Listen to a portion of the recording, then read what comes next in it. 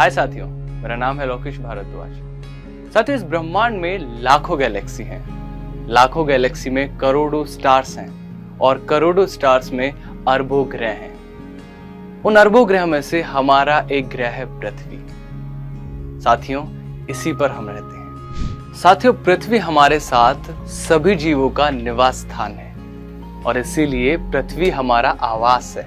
आवास जहां पर हम खुद को सुरक्षित महसूस करते हैं। मानकर चलिए, जहां मैं खड़ा हूं यहाँ पर अचानक तेज बारिश शुरू होने लगे, या फिर कोई खतरनाक जानवर मुझे खाने के लिए मेरी ओर भागने लगे, या फिर बहुत तेज ठंड पड़ने लगे। इन सब से बचने के लिए मैं आश्रय ढूंढूंगा। आपने कभी चट्टानों के बीच गुफा देखी है? जरूर देखी होगी। या फिर एक ऊंची बिल्डिंग?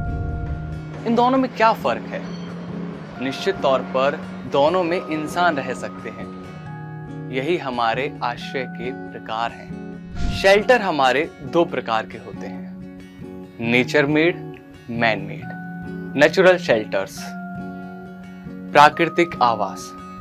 साथियों, प्राकृतिक आवास प्रकृति के द्वारा बनाए जाते हैं, जैसे कि गुफाएं हुआ या फिर होल्स।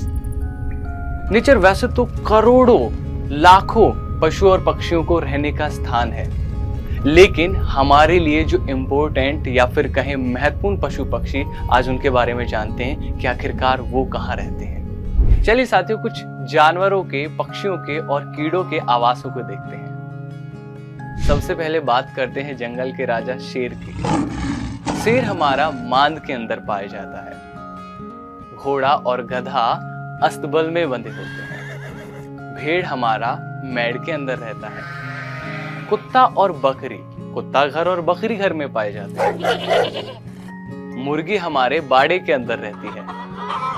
मगरमच्छ पानी या भूमि के ऊपर पाया जा सकता है। सुअर सूकरशाला या फिर गंदे स्थान पर पाया जाता है। खरगोश एक बिल के अंदर पाई जाती है।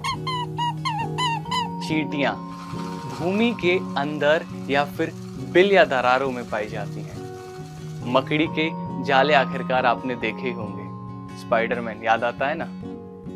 दीमक पेड़ का तना और बिल के अंदर पाए जाते हैं। केंचुए मिट्टी के अंदर रहते हैं।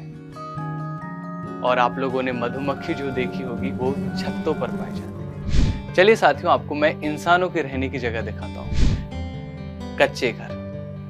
ये घर लकड़ी, मिट्टी, पुआल आदि से मिलकर बने होते हैं। उदाहरण के लिए आपने झोपड़ी देखी ही होगी। मगर पक्के घर, जहां पर आप में से ज्यादातर लोग अब रहते हैं, वो कंक्रीट, ईंट, लोह और लकड़ी से बने होते हैं। उदाहरण के लिए कोई फ्लैट, कोई बंगला, ये सभी। साथियों, कभी असम जाने का मौका मिले तो वहां पर आप लोग नोटिस करेंगे कि वहां पर लकड़ी और बांस से बने घर पाए जाते हैं। ये घर उन्हीं क्षेत्रों में पाए जाते हैं जहां पर भारी वर्षा होती है। ये घर सामान्यतः बांस और लकड़ी से बने होते हैं। ऑब्वियस सी बात है कि जहां पर बांस और लकड़ी मिलेंगे वहां पर उसी तरह के घर बनाए जाएंगे।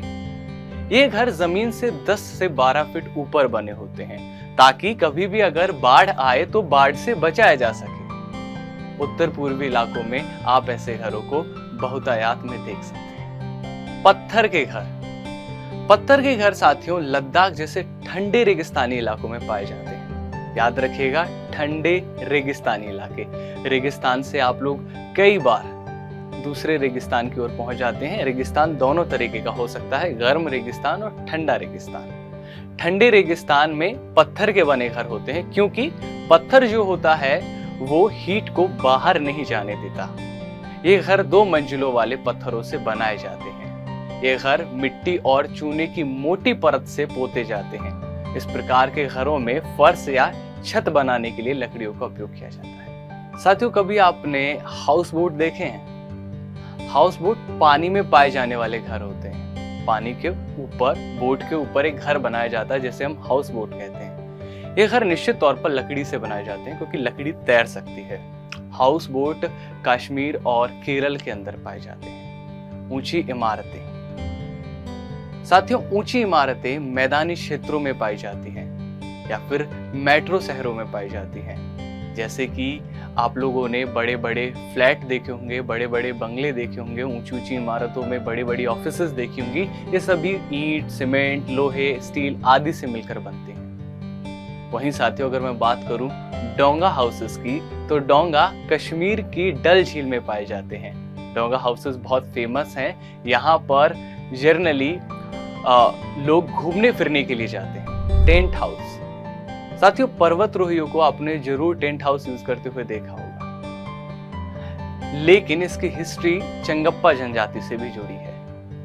शंकु के आकार के तंबू बनाने के लिए वो लोग याक के बालों से बनी हुई पट्टी का उपयोग किया करते थे और इसी शंकु को वो लोग रैबो कहा करते थे।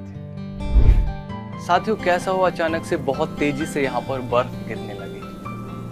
अब जब बर्फ गिर ही रही है तो मैं जरूर कोई ना कोई ऐसी जगह ढूंढूंगा जहां पर मुझे उस ठंड का आभास ना हो सके। ऐसा करने के लिए एक स्पेसिफिक घर है जिन्हें हम लोग इग्लू कहते हैं। इग्लू घर बहुत ही अधिक ठंडे क्षेत्रों में पाए जाते हैं। ये घर हमें बहुत अत्यधिक ठंड से बचा सकते हैं और ये घर बहुत ही छोटे प्रवेश द्वार के होते हैं ताकि अंदर की हीट बाहर ना जा सके।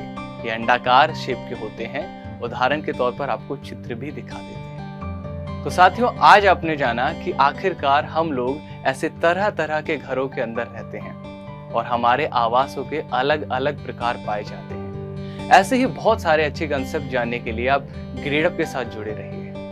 मैं लोकेश भारद्वाज आपसे इस सेशन में विदा लेता हूं। फिर मिलेंगे आपसे एक और अच्छा सेशन लेकर। चलिए, प्रैप स्मार्ट, स्कोर बेटर, गो ग्रेडअप।